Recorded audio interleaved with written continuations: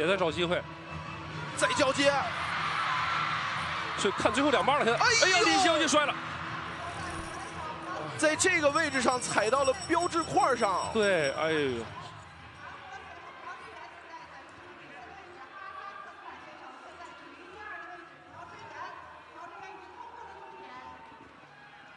那么现在是韩国 하얼빈이 초토화되고 중국이 발칵 뒤집혔습니다.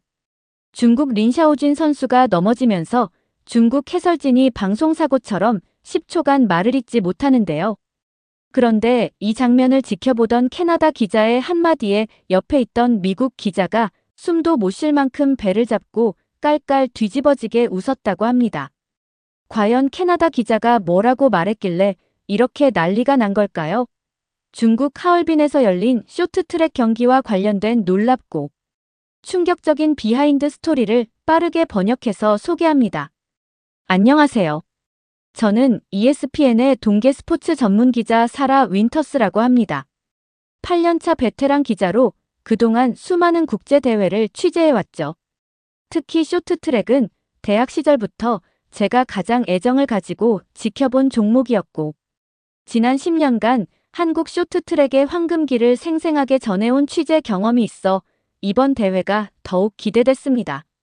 그런데 하얼빈 공항에 도착하자마자 2022 베이징 동계올림픽 동계대회에서 인연을 맺었던 CBC 방송의 엘리샤 케이지 기자를 만난 거 아니겠어요?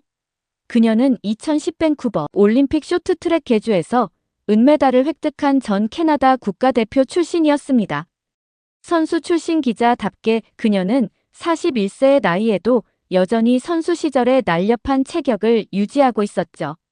공항 카페에서 커피를 마시며 저는 케이지에게 이번 대회에서 가장 기대되는 종목에 대해 물어보았어요.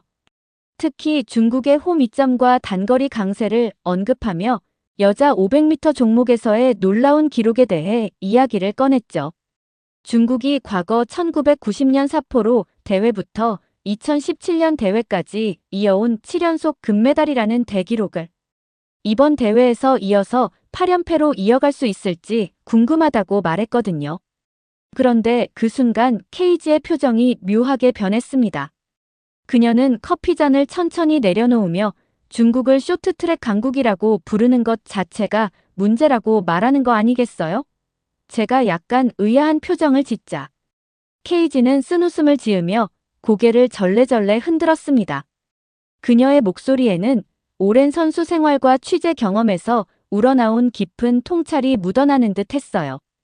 특히 2023년 창춘 월드컵 대회를 예로 들며 당시 중국이 자국 선수들에게 유리하도록 빙지를 의도적으로 조작했던 사실을 상세히 설명하는 거 아니겠어요? 빙질의 강도와 코너 부분의 처리 방식이 명백히 비정상적이었다는 거였죠. 그러면서 이번에는 아예 중국의 홈에서 치러지는 경기라서 자신은 두 눈으로 직접 빙질을 확인해보고 싶다고 말했어요. 이번에도 마찬가지일 거라는 케이지의 목소리에는 무언가 모를 확신이 담겨 있는 것 같았죠. 다음 날 아침 우리는 헤이룽장 빙상훈련센터를 찾았습니다. 하얼빈의 랜드마크라 불리는 이 센터는 겉으로 보기에는 웅장한 외관과 최첨단 시설을 자랑하는 것처럼 보였어요. 그런데 빙상훈련센터 내부로 들어서는 순간 케이지의 표정이 순식간에 심각하게 변했습니다. 무슨 일인가 싶어서 저도 경기장을 봤는데 정말 경악하지 않을 수 없더라고요. 쇼트트랙 경기장이 비정상적으로 작아 보였던 것입니다.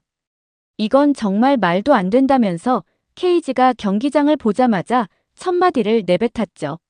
저도 조금 그런 것 같다고 하자 케이지는 같이 경기장을 한번 돌아보자고 하더라고요. 그렇게 우리는 경기장을 한 바퀴 돌면서 계속해서 경기장 크기를 눈으로 익히려고 했죠. 그런데 아무리 봐도 경기장이 다른 국제대회 경기장보다 훨씬 작은 느낌이 들었어요. 국제빙상경기연맹 ISU 규정상 쇼트트랙 경기장은 가로 60m, 세로 30m의 여유 있는 규격으로 설계되어야 하는데 이곳은 눈으로 보기에도 비정상적으로 좁았습니다. 선수 생활을 했던 케이지에게 이렇게 규격을 어기고 경기장을 지을 수 있냐고 물어보았죠. 그런데 KG는 깊은 한숨을 내쉬며 이 상황의 심각성을 설명하더라고요. 원래는 가로 60m와 세로 30m의 규격으로 경기장을 짓고 여유 공간을 많이 두는 식으로 경기장을 짓는다고 했죠. 그런데 지금 중국 하얼빈 경기장은 실제 최소 규정만 지켜놓았다는 것이었어요. 그렇게 되면 좁은 트랙에서는 선수들이 아웃코스로 추월하는 것이 거의 불가능해지고 결국 인코스 추월에 의존할 수밖에 없다는 것이 KG의 설명이었습니다. 그런데 이렇게 인코스로만 추월을 하게 되면 필연적으로 선수들 간의 접촉을 유발하고 그 과정에서 심판 판정이 경기의 승패를 좌우하게 된다는 거였죠. 저는 KG의 말을 듣고 머리를 한 대 맞은 것 같은 충격을 받았어요. 아, 이런 식으로 자국인 중국 선수들에게 유리한 상황을 아예 만들어버릴 수 있구나 싶었거든요. 저도 많은 국제대회를 가봤지만 이 정도로 노골적으로 경기장을 줄여서 심판 판정으로 유리한 상황을 만들고 대회를 시작하는 나라는 본 적이 없었어요. 제 표정을 읽었는지 KG도 중국이 이렇게까지 노골적으로 할 줄은 몰랐다고 말하더라고요. 그녀도 8년간 연간 동계 스포츠를 취재해 오면서 이렇게 노골적인 홈 어드밴티지 조성은 처음 보았다고 말했죠. 국제대회 경기장이 이렇게 최소 기준으로만 꽉 맞춰 설계되었다는 것은 단순한 우연이나 실수가 아닌 철저한 계산에 의한 것이라고밖에 볼 수 없었습니다. 가슴 한켠이 무거워졌습니다. 이것은 단순한 경기장 규격의 문제가 아닌 공정한 스포츠 정신을 훼손하는 심각한 문제였기 때문이에요. 특히 한국과 같이 정정당당한 기량으로 승부하는 팀들에게는 너무나도 불공정한 상황이 될 것이 불보듯 뻔했습니다. 그런데 KG는 자신이 직접 가까이 가서 빙지를 확인해 봐야겠다고 말하더라고요. 저는 그녀의 뒤를 따라 천천히 빙상장으로 걸어갔어요. 빙판이 가까워질수록 무언가 KG의 걸음이 빨라지는 것 같았습니다. 그때였어요. 갑자기 경기장 입구 보안실에서 검은 정장을 입은 안전요원 2명이 불쑥 나타났습니다. 그들은 마치 우리를 기다리고 있었다는 듯이 재빠르게 우리 앞을 가로막는 거 아니겠어요? 그런데 KG도 전혀 당황한 기색 없이 침착하게 자신을 소개했어요. CBC 방송의 기자이자 전 캐나다 국가대표 선수라고 밝히며 빙질 상태를 확인하고 간단한 테스트 스케이팅을 해보고 싶다고 말했죠. 그런데 안전요원 중 한 명이 고개를 돌려 경기장 2층에 있는 관제실 쪽을 힐끗 쳐다보았습니다. 그러더니 마치 누군가의 지시를 따른 것처럼 갑자기 목소리 톤이 달라지며 선수들의 컨디션 관리에 방해될 수 있다는 이유로 우리의 출입을 단호하게 거부하는 거 아니겠어요? 저는 황당함을 감출 수 없었습니다. 국제빙상경기연맹으로부터 공식 취재 허가도 받았고 다른 국제대회에서는 각국 선수단과 코치진들이 빙질, 적응과 분석을 위해 자유롭게 출입했던 것이 떠올랐기 때문이에요. 게다가 지금은 선수들의 훈련 시간도 아니었는데 무슨 근거로 우리 취재를 거부하는 건지 도무지 이해할 수가 없었죠. 그때였습니다. 관제실에서 또 다른 관계자가 급하게 뛰어나왔어요. 그는 KG를 보자마자 얼굴색이 살짝 변하더니 갑자기 경기장 시설 점검 시간이라는 핑계를 대며 우리를 서둘러 내보내려 했습니다. 베테랑 기자인 제가 이런 대우를 받는다는 것은 참을 수 없는 모욕이었습니다. 정식으로 허가받은 취재를 이렇게 막는다는 것은 있을 수 없는 일이었죠. 그런데 분노가 치밀어 오르는 순간 옆을 돌아보았는데 의외의 광경이 펼쳐졌어요. KG가 마치 아무 일도 없었다는 듯 겸연쩍은 미소를 지으며 순순히 자리를 떠나려는 것이었습니다. 그녀의 반응은 제가 예상했던 것과는 완전히 달랐지만 저도 일단 그녀를 따라 빙상장 밖으로 순순히 걸어 나갔어요. 그런데 빙상장을 벗어나자마자 KG의 표정이 180도 바뀌었습니다. 그녀는 낮은 목소리로 이번 대회가 최악의 국제대회가 될 수 있다고 경고했습니다. 특히 빙질은 선수들의 기술 발휘와 안전에 직접적인 영향을 미치는 핵심 요소인데 이렇게까지 확인을 거부하는 것은 매우 이례적이라고 설명하는 거 아니겠어요? 분명히 뭔가 있다고 생각한 케이지는 저에게 놀라운 제안을 했어요. 케이지는 잠시 생각에 잠기더니 내일 새벽 경비 교대 시간을 노려 직접 빙지를 확인해보자고 제안했습니다. 그녀의 눈빛에서는 기자로서 진실을 파헤치겠다는 강한 의지가 느껴지는 것 같았죠. 스포츠 기자로서 그리고 전직 선수로서의 사명감이 동시에 묻어나는 순간이었습니다. 이른 새벽 4시 우리는 경비원들의 교대 시간에 감시가 소홀한 틈을 타 빙상훈련센터 뒷문으로 조심스럽게 들어섰습니다. 해가 뜨려고 하는 어둠을 틈타 성공적으로 잠입에 성공했고 차가운 공기가 감도는 어두운 복도를 따라 경기장으로 향하고 있었어요. 그런데 멀리서 들려오는 기계음 소리가 나서 우리는 발걸음을 천천히 늦추면서 걸어갔죠. 케이지는 재빨리 손가락을 입술에 대며 조용히 하라는 신호를 보냈습니다. 그런데 멀리서 보이는 빙상장 앞모습인데도 구석에서 작업자들이 무언가를 하고 있는 모습이 보였죠. 특히 그들이 작업하는 곳은 선수들이 인코스로 추월하는 결정적인 구간이었습니다. 자세히 보니 작업자들은 얼음 표면을 깎아내고 다시 물을 뿌려 얼리는 작업을 반복하고 있었죠. 그런데 이 장면을 보고 있던 케이지는 충격받은 표정으로 저를 돌아보며 이건 인도적으로도 매우 위험한 빙면 처리라고 속삭이는 거 아니겠어요? 그녀의 설명에 따르면 코너 부분의 빙지를 이런 식으로 거칠게 만들면 스케이트날이 얼음에 걸려 선수들이 넘어질 확률이 훨씬 높아진다는 것이었습니다. 특히 고속으로 달리다가 인코스 추월을 시도하는 순간 거친 빙질로 인해 스케이트 한쪽 날이 들리면서 순식간에 중심을 잃을 수 있다고 하더라고요. 더 심각한 것은 이런 상황에서 넘어지면 다른 선수들과 충돌할 수 있고 날카로운 스케이트날에 의한 치명적인 부상으로 이어질 수 있다는 점이었죠. 게다가 이미 경기장도 최소 규격으로 작게 지어놓아서 인코스로 추월할 수밖에 없는 상황에서는 더욱 비신사적인 지심에 틀림없었죠. 우리는 더 자세한 관찰을 위해 숨을 죽이며 조금 더 가까이 다가갔습니다. 그때였어요. 그때 케이지가 갑자기 제 팔을 강하게 잡아당겼죠. 그러면서 그녀의 눈빛이 심각하게 변했습니다. 빙면 처리 작업자들이 사용하는 장비가 일반적인 제빙 기계가 아닌 특수 제작된 도구들이었던 거예요. 케이지는 떨리는 목소리로 이런 도구들이 빙질의 마찰력을 비정상적으로 높이는데 사용된다고 설명했습니다. 특히 그녀는 저런 극단적인 도구들은 국제대회에서는 절대 사용해서는 안 되는 것들이라고 말하더라고요. 우리는 중국의 치졸함에 경악하여 그 자리에 얼어붙은 채로 서 있었어요. 선수들의 안전은 물론이고 공정한 경쟁을 완전히 무너뜨릴 수 있는 충격적인 현장을 목격한 것이었기 때문이었죠. 특히 케이지의 표정에서는 전직 선수로서 느끼는 분노와 우려가 동시에 묻어났습니다.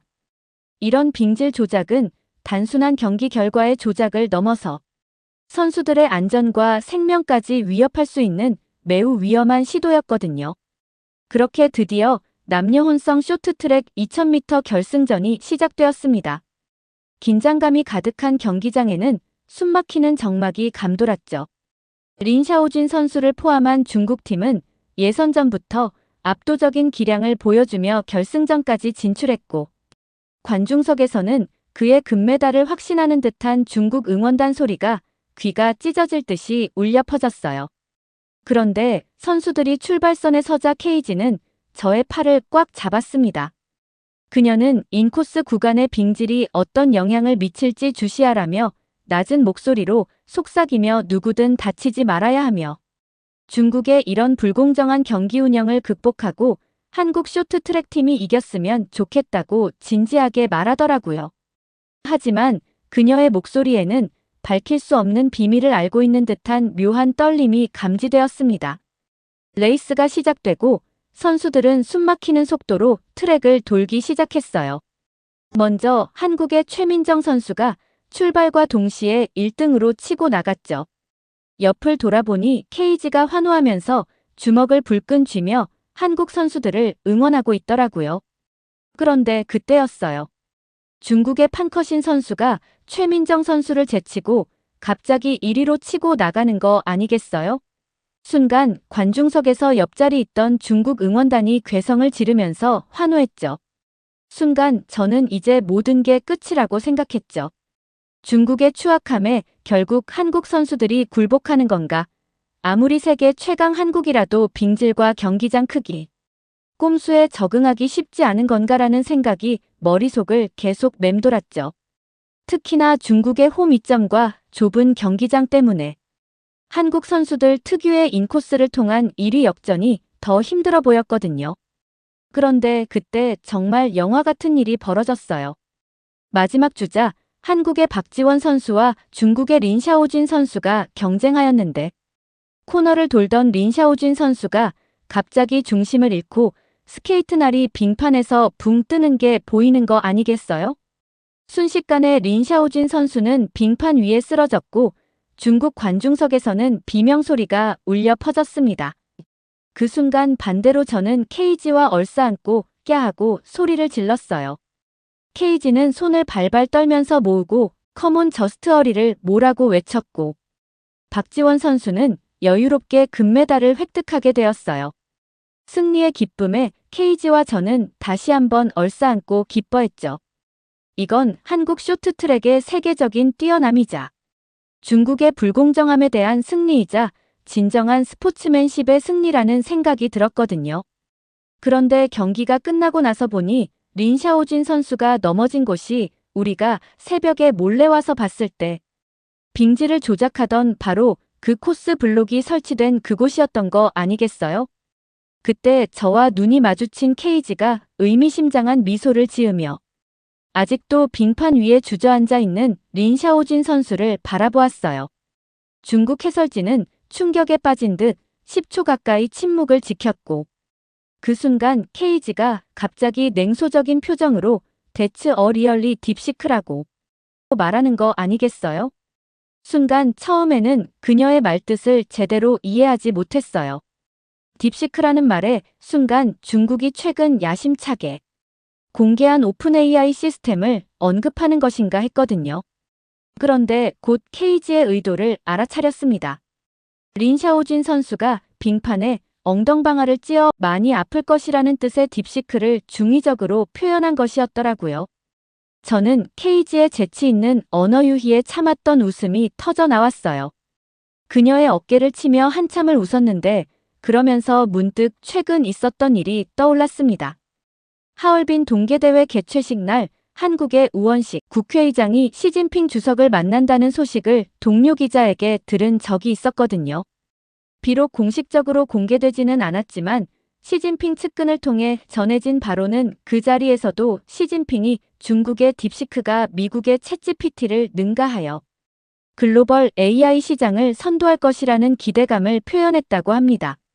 그 순간 빙판에 쓰러진 린샤오진 선수의 모습과 시진핑 주석의 자신만만했던 표정이 오버랩되더라고요. 린샤오진이나 시진핑이나 모두 딥시크한 상황에 처한 것이 아닌가 하는 생각이 들었고 이런 아이러니한 상황에 또 한 번 절로 웃음이 나왔어요. 특히 그동안 중국이 보여준 오만함과 불공정함이 이렇게 역설적인 방식으로 드러나는 것을 보니 마음 한켠이 후련해지는 것을 느낄 수 있었죠. 그날 저녁 중국 SNS는 린샤오진 선수의 넘어짐과 케이지의 발언으로 인해 뜨거운 화제의 중심이 되었습니다. 딥시크와 딥시크의 중의적 표현은 순식간에 전 세계 기자들 사이에서 헤드라인을 장식했고 중국의 수치스러운 모습이 전 세계에 낱낱이 드러나게 되었어요. 특히 중국이 그토록 자랑스럽게 여기던 AI 기술의 이름이 이런 식으로 조롱거리가 되어버린 것을 보고 현장에 있던 중국 기자들도 더욱 수치스러워 하더라고요. 여기에 더해 빙질 조작과 비정상적으로 좁은 경기장 규격 등 불공정한 경기 운영에 대한 날선 비판도 쏟아졌어요. 반면에 이런 상황에도 불구하고 금메달을 따낸 한국 선수들에 대한 찬양이 이어졌죠. 특히 8년 만에 열린 동계 아시안게임의 첫날부터 대한민국 선수단이 금메달을 무려 7개나 쓸어담는 미친 활약을 펼쳐 슈퍼 골든데이를 만들어냈기 때문입니다. 하얼빈 헤이룽장 빙상훈련센터 다목적홀에서는 하루에만 무려 4번의 애국가가 울려 퍼졌고 한국 선수들과 응원단에 대한 박수 소리도 끊이질 않았죠.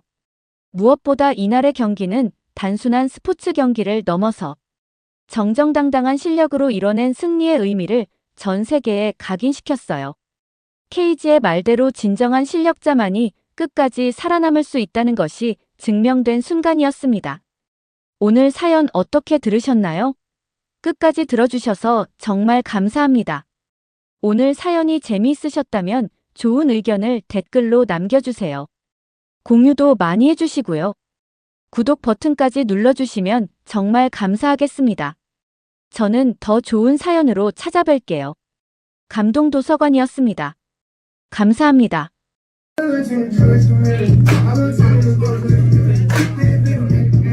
여기 한 승무원이 기쁨의 댄스를 추고 있는데요. 항공사에서 중징계를 받을 뻔했지만 떡국을 먹고 빌었던 소원 덕분에 무사히 해결했다고 합니다. 심지어 이 승무원은 자신의 동료 승무원에게도 새해에는 당장 한국 떡국을 먹어야 한다면서 욕심쟁이들은 2-3그릇 먹어야 한다고 SNS에 떡국 찬양 도배글을 올렸다고 하는데요. 과연 이 승무원에게 무슨 일이 있었길래 이렇게 난리인 걸까요? 안녕하세요. 저는 미국 항공사에서 승무원으로 일하고 있는 리나 스위트라고 합니다. 5년차 승무원으로 세계 각국을 누비며 장거리 비행을 했고 도착지 나라에서는 일주일 정도 머무르면서 다양한 문화를 접하는 게 익숙했죠. 특히 중국에 머무를 때면 제 절친한 친구 데이즈를 만나는 것이 작은 낙이었어요. 데이즈는 저와 같은 항공사에서 함께 일하던 동료였어요.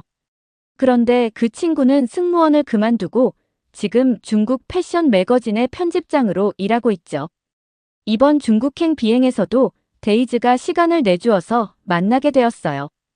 우리는 평소처럼 카페에서 만나 서로의 근황을 이야기했습니다. 그녀는 최근 패션 매거진의 편집장으로 승진했다면서 기뻐하더라고요. 그런데 어딘가 모르게 표정이 어두워 보이기도 했습니다. 아니나 다를까 한참을 일상적인 대화를 나누다가 데이즈가 조심스럽게 자신의 고민을 털어놓았죠. 사실 그녀가 중국에서 만난 남자친구가 있다는 거였어요. 중국 유명 IT 기업의 임원으로 다정하고 세심한 모습에 반하게 되어 만나게 되었다고 했죠. 게다가 데이즈의 남자친구는 중국 IT 업계에서도 유명한 재벌로 데이즈에게도 명품 가방과 신발 선물을 아끼지 않았다고 했죠. 그런데 최근 그 남자친구가 달라진 것 같다고 하더라고요. 데이즈가 일이 바빠 연락을 한 번 정도만 늦게 해도 화를 내고 윽박지른다고 했죠. 저는 데이즈의 말에 공감을 하면서도 연인 사이에 연락이 자주 안 되면 서운한 마음이 들 수도 있지 않을까? 라고 말했습니다. 특히 바쁜 직장인들은 서로 이해하면서 맞춰가는 과정이 필요하다고 그녀를 위로했죠. 그런데 데이즈는 그게 아니라 자신의 남자친구는 전화를 안 받은 그 20분 남짓한 사이에 부재중 전화가 40통이 와 있었다고 했습니다. 다시 전화를 하면 얼마나 화를 내는지 귀가 찢어질 정도고 그리고 다시 만나서는 더 집착하면서 자신을 더 힘들게 한다고 말하더라고요. 데이즈의 이야기를 들으니 너무나 안타까운 마음이 들었습니다. 저 같아도 저 정도 집착이면 아마 인연을 이어나가기 힘들겠다 생각이 들었거든요. 그래서 그냥 헤어지면 될 것 아니냐고 조심스럽게 물었죠. 그런데 데이즈는 그 사람의 보복이 너무 무서워서 자신이 헤어지자고 했다가 해코지할까봐 걱정이라고 말하더라고요. 게다가 지금 중국에서 편집장까지 오른 것도 사실 남자친구의 입김이 작용했다고 말했죠. 이러지도 저러지도 못하는 상황이라 어떻게 할지 모르겠고 고민은 더 커진다고 말했어요. 저는 데이즈의 어려운 처지에 깊이 공감하면서도 너무 안타깝더라고요. 그러면서 어떻게든 도움이 될 방법이 없을까 고민하고 있었죠. 그때 데이즈가 자신도 인터넷으로 여러 해결 방안을 찾아보았다며 휴대폰을 보여주었습니다. 그런데 저는 데이즈의 휴대폰 화면을 보고 깜짝 놀라고 말았어요. 화이트 마피아, 안전 이별 서비스, 전문 경호 업체라는 검색어들이 화면을 가득 채웠기 때문이었죠. 그러면서 데이즈는 요즘 중국에서는 이별할 때 전문 경호 서비스를 고용하는 것이 새로운 트렌드라고 설명했습니다. 2만 위안이면 안전한 이별이 가능하다면서 자신도 이 서비스를 진지하게 알아보고 있다고 했죠. 저는 이런 서비스가 중국에서 공공연하게 존재하고 많은 여성들이 이용한다는 사실에 충격을 받았습니다. 중국의 데이트 문화가 이렇게까지 위험하다는 것이 믿기지 않았죠. 제 표정을 읽었는지 데이즈는 씁쓸하게 웃으며 자신은 이제 절대로 중국 남자를 만나지 않겠다고 말하더라고요. 그렇게 무거운 대화가 이어지다 보니 데이즈의 표정이 점점 더 어두워지는 것 같았죠. 저는 분위기를 바꾸고 싶어 중국에서 재미있게 할 만한 것이 없냐고 데이즈에게 물어봤어요. 그러자 데이즈의 표정이 밝아지며 근처에 새로 생긴 쇼핑센터를 추천했습니다. 옷도 구경하고 맛있는 것도 먹자며 신이 나서 저를 이끌었죠. 그런데 쇼핑센터로 가는 길에 데이즈는 갑자기 한국 드라마 이야기를 꺼냈어요. 요즘 본 드라마에서 한국 남자들이 얼마나 세련되고 따뜻한지 연신 이야기하더니 올해 소원은 한국 남자를 만나는 거라며 장난스럽게 웃더라고요. 그렇게 데이즈와 이야기하다가 쇼핑센터에 도착했는데 벌써 쇼핑센터는 새해 분위기가 한껏 무르익어 있었어요. 젊은 연인들이 빨간 하트 모양 풍선을 들고 있었고 풍선 위에는 각자의 소원을 적은 쪽지들이 매달려 있었죠. 곳곳에서는 커플들이 풍선을 들고 사진을 찍느라 분주했습니다. 그 모습을 본 데이즈도 풍선 파는 곳으로 달려가더니 2개를 사왔어요. 지금 남자친구와 헤어지고 좋은 한국 남자를 만나게 해달라며 저와 함께 소원을 빌자고 했죠. 저는 데이즈의 말을 들으며 진심으로 그녀가 중국인 남자친구와 헤어지길 바라는구나 싶었어요. 걱정이 되기는 했지만 어떻게든 데이즈가 평화롭게 남자친구와 헤어졌으면 좋겠다고 생각했어요. 그리고 저도 올해는 좋은 사람 만날 수 있기를 바라는 마음에 풍선을 들었어요. 그렇게 우리도 각자 풍선을 들고 소원을 적으려는 순간이었어요. 갑자기 펑 하는 폭발음이 들리더니 연이어 펑, 펑 2번의 폭발음이 더 울렸습니다. 저와 데이즈는 깜짝 놀라 본능적으로 허리를 숙였어요. 마치 폭격이라도 떨어진 것 같았거든요. 자세히 보니 관람객의 수소풍선이 높이 떠올랐다가 센터 천장에 걸려서 터진 거였고 그 바람에 불이 나서 연쇄 폭발이 일어난 거였죠. 쇼핑센터는 순식간에 아수라장이 되었어요. 사람들은 비명을 질렀고 열기에 화상을 입은 사람들도 있었죠. 그 충격에 주변 사람들이 들고 있던 풍선도 연쇄적으로 터지면서 정말 위험한 상황도 발생했죠. 소원이고 쇼핑이고 다 집어치우고 데이즈와 저는 서로 웃음만 터뜨리고 말았어요. 데이즈는 올해 시작부터 불길하다며 한숨을 내쉬었습니다. 저는 씁쓸한 마음으로 데이즈와 헤어지고 숙소로 돌아와 다음 비행을 준비했습니다. 다음 비행은 뉴욕행 11시간 장거리 노선이었고 저는 승객 보호와 안전 관리를 책임지는 비즈니스석 담당 수석 승무원으로 배정되었습니다. 이륙 후 평화롭게 식사 서비스가 마무리되고 승객들이 편안히 휴식을 취하는 조용한 비행이 이어졌죠. 그런데 비행기가 이륙한 지 4시간 정도가 지났을 때 비즈니스석에서 갑작스러운 소동이 일어났습니다. 여러 승객들의 흥분된 목소리가 들려왔고 저는 즉시 현장으로 달려갔어요. 비행 중 승객 간 싸움은 절대 있어서는 안 되는 일이었기 때문이었죠. 현장에 도착해보니 깔끔한 정장 차림의 50대 남성이 안전벨트를 맨 채로 자리에 앉아 있었는데 그의 정장이 완전히 젖어 있는 상태였습니다. 제가 상황을 파악하려고 다가가는 순간 그의 옆자리에 앉아있던 20대 초반으로 보이는 여성이 떨리는 목소리로 상황을 설명하기 시작했어요. 그런데 이어지는 그녀의 말에 저는 경악하지 않을 수 없었어요. 자신의 아버지가 앉아서 조용히 영화를 보고 있는데 옆자리의 승객이 갑자기 일어나더니 그의 아버지에게 소변을 봤다는 것이었죠. 순간 저는 귀를 의심했습니다. 5년의 비행 경력 동안 이런 일은 처음이었거든요. 하지만 가까이 다가가니 역한 소변 냄새가 코를 찔렀고 주변 승객들도 모두 불쾌한 표정을 짓고 있었습니다. 저는 정말 패닉 상태였어요.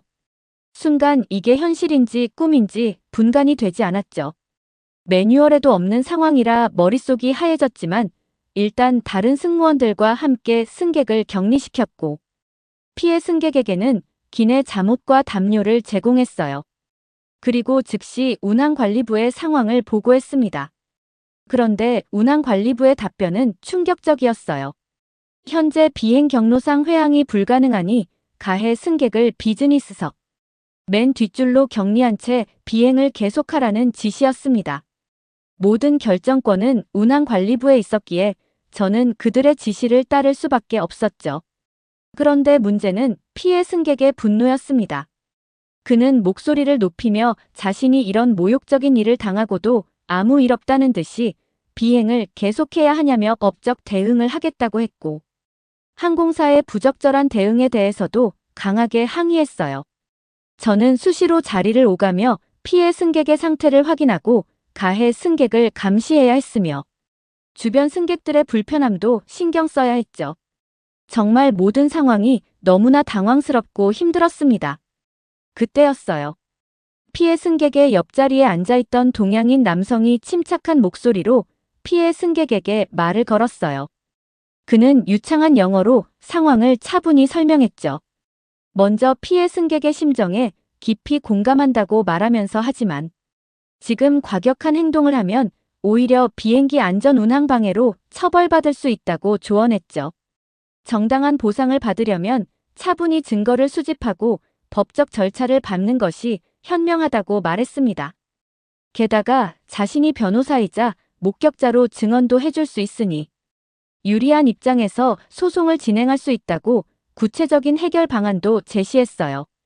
다행히 저는 그 틈을 타서 주변 승객들에게도 양해를 구하고 운항관리부에 가서 추가 보고도 할 수 있었습니다. 제가 돌아왔을 때는 피해 승객의 흥분도 가라앉고 한결 안정된 분위기였어요. 정말 다행이라고 생각했죠. 그 동양인 변호사의 도움이 아니었다면 정말 큰 소동이 일어날 수도 있었던 위험한 순간이었으니깐요. 생전 처음 겪어보는 일이라 저 혼자서는 아마 이렇게 사건을 잘 수습하지 못했을 거예요. 특히 법적인 부분을 명확하게 설명해준 덕분에 피해 승객도 차분해질 수 있었던 것 같은 느낌이 들었죠. 승객들이 조용해진 틈을 타서 저는 그 동양인 남성에게 다가가 진심으로 감사하다는 말을 전했습니다. 그런데 그는 오히려 제 상황을 걱정해 주더라고요. 이런 사건은 항공사에서 문제가 될 수도 있고 승무원도 책임을 물을 수 있으니 법적으로 대비하는 게 좋겠다면서 자신의 명함을 건네주었습니다. 저는 연신 감사 인사를 전하고 이 악몽 같은 비행이 무사히 끝나기만을 간절히 바랐죠. 다행히 나머지 비행은 특별한 문제 없이 진행되었지만 비행기가 무사히 미국에 도착하고 나서의 문제는 따로였죠. 뉴욕에서의 비행을 마치고 일주일이 지났을 때였습니다. 갑자기 항공사 본사에서 연락이 왔어요. 인사팀에서 저를 징계위원회에 소환한다는 통보였죠. 사유는 승객 보호 의무 위반이었습니다. 비행 중 발생한 그 사건이 문제가 된 것이었어요. 피해 승객이 항공사에 강력하게 항의했고 회사는 저의 대처가 미흡했다며 책임을 물으려 했습니다. 징계위원회 소환 통지를 받은 그 순간 저는 온몸에 힘이 빠지는 것을 느꼈어요. 5년 동안 단 한 번의 경고도 없이 성실하게 일해왔는데 이런 식으로 경력에 큰 오점을 남길 수도 있다는 생각에 눈물이 왈칵 났죠. 절망감에 빠져 집안을 서성이던 중 유니폼 주머니에서 우연히 그때 그 변호사의 명함을 발견했습니다. 명함에는 남재혁이라는 이름과 함께 뉴욕 소재 법률사무소 주소가 적혀 있더라고요. 순간 승무원도 법적 책임을 물을 수 있으니 대비하라고 했던 그의 말이 떠올랐죠. 한참을 망설이다가 결국 이메일을 보내기로 했습니다. 더 이상 잃을 것도 없다는 생각이 들었거든요. 떨리는 손으로 자판을 두드리며 제 상황을 설명했어요. 회사의 징계 통보와 제가 처한 어려움, 그리고 도움이 절실하다는 내용이었습니다. 이메일을 보내고 나서도 마음이 무거웠어요. 바쁜 변호사가 과연 답장을 해줄까 걱정도 되었고, 혹시 너무 무례한 부탁을 한 건 아닌지 불안하기도 했죠. 하지만 그때 그의 침착하고 전문가다운 모습이 떠올라 작은 희망을 가져보기로 했습니다. 밤새 뒤척이다가 겨우 잠이 들었는데 다음 날 아침 일찍 답장이 와 있었어요. 재혁은 제 상황을 이해한다며 적절한 시기에 적절한 도움을 줄 수 있을 것 같다고 했습니다. 다행히도 그가 다음 주에 뉴욕에 있을 예정이니 직접 만나서 이야기를 나누자고 하더라고요. 그의 답장을 읽는 순간 제 마음속에 작은 희망의 불빛이 켜졌습니다. 아직 모든 것이 끝난 게 아니라는 생각이 들었죠. 징계위원회 출석까지는 2주의 시간이 남아 있었고, 그 전에 재혁을 만나 조언을 구할 수 있다는 사실이 큰 위로가 되었습니다. 재혁은 제 사건을 꼼꼼히 검토했다며 차분한 목소리로 설명을 시작했습니다. 자신이 이미 제 메일을 읽고 난 후 항공사 매뉴얼과 관련 유사 사례와 다른 나라 판례까지 다 분석을 해두었다고 하더라고요. 제가 이런 경우 어떻게 대응하냐고 물으니 마치 재혁은 외우고 있는 교과서를 말하듯이 판례를 들어가며 체계적이고 논리적으로 설명했어요. 무엇보다 재혁이 제가 당황하여 취했던 행동들을 하나하나 언급하면서 제가 취한 조치들이 모두 적절했다고 말해주니 마음이 정말 편안하게 되더라고요. 오히려 제한된 상황에서 최선의 대처를 했다며 이 부분을 강조하면 징계위원회에서 충분히 방어가 가능하다고 했습니다. 재혁의 전문적인 설명을 들으며 제 마음속의 불안이 조금씩 녹아내렸어요.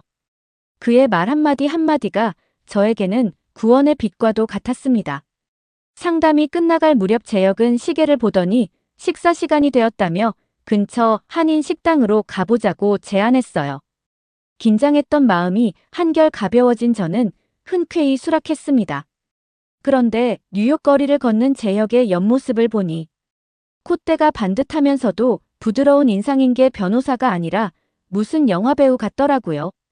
또각또각 울리는 구두 소리와 완벽하게 맞춘 슈트핏을 보니 마치 제가 드라마 속 주인공이 된 것만 같았죠. 든든한 법률 자문을 받아서일까 아니면 재혁의 매력 때문일까? 이런저런 생각이 드는데도 마음이 이상하게 설레었어요. 그렇게 한인 식당 앞에 도착했어요. 그런데 식당 앞에서부터 뭔가 특별한 분위기가 감도는 게 느껴졌어요. 평소 같으면 비쌌을 한 식당이 오늘은 떡국을 무료로 제공한다는 안내문이 걸려 있었던 거예요. 저는 무료라는 글자에 놀라 재혁에게 이유를 물었죠.